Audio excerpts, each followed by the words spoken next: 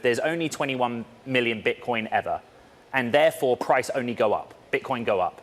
There's something strange going on with Bitcoin's price today. See, Bitcoin's been in this strong uptrend since late 2022, so why now is it stalling out right before the halving? First of all, what exactly caused this rally? Why did this happen in general? To understand this, we need to understand this. And Cathie Wood explains exactly what is going on in this clip. Nobody else is saying what she's saying. What do you think is happening? I mean, we saw Bitcoin get up to $70-something thousand, drop down to $66,000. I was making the argument that it has been very tied to the NASDAQ. It's been very tied to the markets, and as a result, it is more likely a function of liquidity and sort of speculation than it is a function of what the Federal Reserve is going to do. Even though the Federal Reserve is sort of been moving the markets, what's your analysis of why it's moved the way it has? Okay, up dramatically. Right. You have the ETFs. There's something else going on around the world. There are currency devaluations taking place that people are not talking about. The Nigerian naira is down 50-60% in the last 9 months. Egypt just devalued by 40%. Argentina continuing to devalue. I think this is a flight to safety, believe it or not, taking place. A hedge against devaluation, a hedge against a loss of purchasing power and wealth. That's very important. And we saw this even here last year in the United States. Regional banks imploded. Right. Bitcoin went up 40%. Bitcoin does not have counterparty risk. I think, and we're putting out a piece in the next few weeks, which is, this is both, get this, a risk-on asset, and so you talk about the NASDAQ. The risk-on. But it is risk-off. I remember we got in at $250 when Greece was threatening to leave the euro, right? But is that folks that are speculating about currency, or is that folks in Nigeria and in Greece and other places saying, I got to get my money out of this currency and move it themselves? Do you see what I'm saying? Oh, yes. I think this is an insurance policy against rogue regimes or against just horrible fiscal and monetary policies. So, why is Bitcoin's price stalling out? Hey, why aren't you subscribed to us? We answered exactly this yesterday. Join the Altcoin Daily army, turn on notifications, and never miss a daily update. Again, why is Bitcoin dipping? Watch our video from yesterday. All your questions will be answered. The new question is, because I believe this is only temporary, the new question is, what can we expect from Bitcoin after the halving? What happens after this? What happens after this? Ledger's Chief Experience Officer, Ian Rogers, has an informed opinion as to how things change for Bitcoin after the halving. Here he explains how Bitcoin's mining mimics precious metals, how going into this halving we have an unprecedented setup. Well, listen to Ian. He should just explain it to you. When you're thinking of the halving, are you expecting everyone's going to be a flurry of anticipation to have more, to own more as the supply becomes more limited and it does drive up the price? Well, I think the halving is a great opportunity for people to learn more about what Bitcoin is and how it works. You know, and Bitcoin, it's designed to mimic precious metals in that the more you mine it, the more difficult it becomes to mine. And going into this halving is we have an unprecedented setup because we have hit an all-time high on a weekly, monthly, and quarterly basis. Prior to the halving, which is something that hasn't happened before. In the times that's happened previously, after you have, this weekly, monthly, quarterly all-time high, you've had an appreciation of 300%.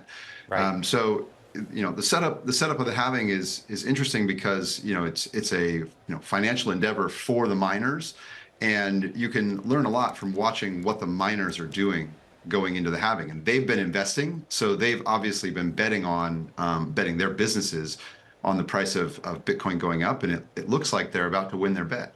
It looks like miners are about to win their bet.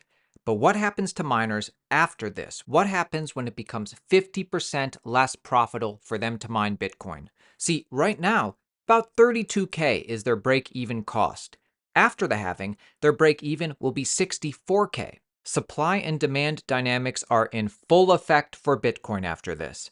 Listen to what the CXO of Ledger says happens with Bitcoin the rest of this year. If you're looking to the miners to see what they think is going to happen after the halving, then what you're doing is you're saying, okay, well, what's the break-even point for them? So at the current, at the current rate of Bitcoins being created, which is about 900 per day, the break-even point for them is a $32,000 Bitcoin. So they've been investing all year long, even knowing that after the halving, the break-even point for them will be $64,000 Bitcoin. So even back in January, when the price of Bitcoin was between $40,000 and $50,000, they were still investing, betting that the price of Bitcoin would surpass that $64,000 mark. So now Bitcoin's hovering around $70,000. And then what you have is, again, as I said, you have about 900 Bitcoins being created on a daily basis. After the halving, that will go down to 450 Bitcoins being created on a daily basis. But you have this new event, which is the Bitcoin ETFs, which are driving a demand of around 2,500 Bitcoins every day. So, there will only ever be 21 million Bitcoin. 19.5 million of those are already in existence. All of those have come into existence via this mining process.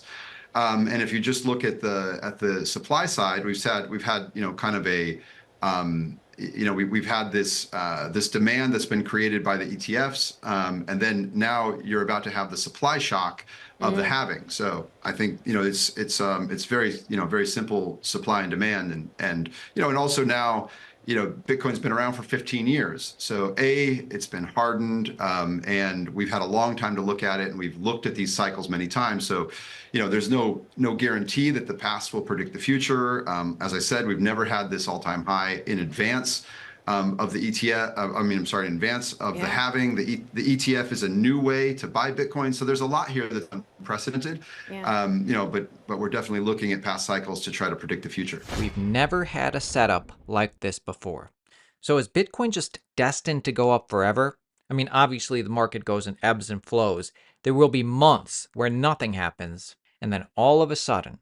Hey, make sure you subscribe for daily updates, keeping you informed. We'll keep you in tune with everything going on here. I love how the expert answers this question, and you let me know what you think. We're talking about the halving because it's due in April. Look, we've had a pretty robust debate in the last week, Ian, with Jack Mallers, who was on the program, the Strike CEO. Mike Novogratz came on the show last week and made the same argument. They basically in the camp of there's only 21 million Bitcoin ever, and therefore price only go up, Bitcoin go up. For that very simple reason. But one of the interesting data points that I track at least is liquidity in the market. I get it on the supply side, but there's a lot of trading that goes on basically.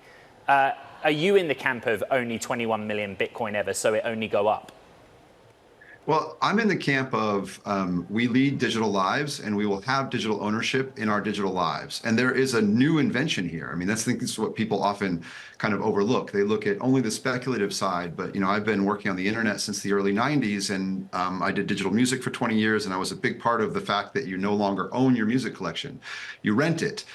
So Bitcoin has been the tip of the spear of digital ownership. And I think that we will have digital ownership in our digital lives, and yes, because you have this truly scarce digital ownership asset, which is it behaves like a precious metal. I think, look, if you own pesos, you want to own dollars, and if you own dollars, you want to own Bitcoin.